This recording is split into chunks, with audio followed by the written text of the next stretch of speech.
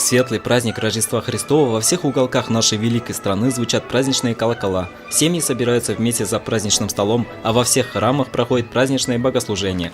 Каждый верующий православный человек славит в этот день рождения Иисуса Христа, вспоминая новозаветные предания. Мы с вами отсчет времени ведем новой эры от Рождества Христова.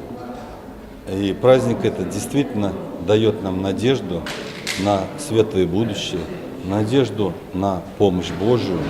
Поэтому этот праздник всегда был такой с элементом сказочности, что это некоторая новая эра. Почему мы называем сегодня новая эра? Новое время, новая жизнь. И вот надежду на эту новую жизнь дает нам Рождество. Рождество – это очень самобытный праздник для России. Тем не менее, с каждым годом он становится все более светским. Так в Сибае уже по традиции на следующий день после торжественного богослужения проходит рождественский концерт. И нынешний год не стал исключением. В Центре детского творчества горожане собрались на праздник, организованный Сибайской православной церковью и воскресной школой.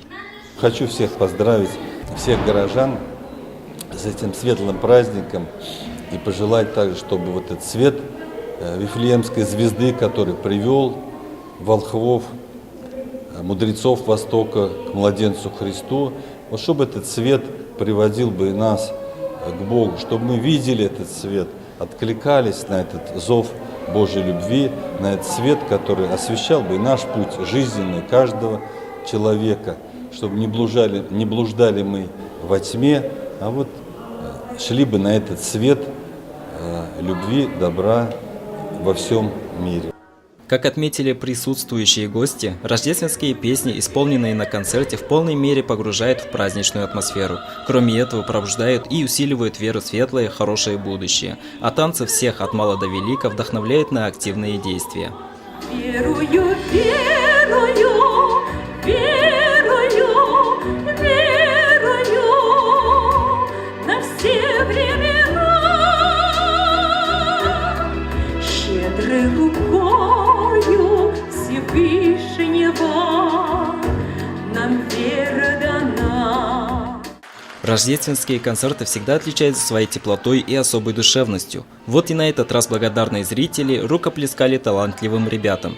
Ведь помимо наслаждения великолепными концертными номерами, каждый получил частичку любви и душевного умиротворения.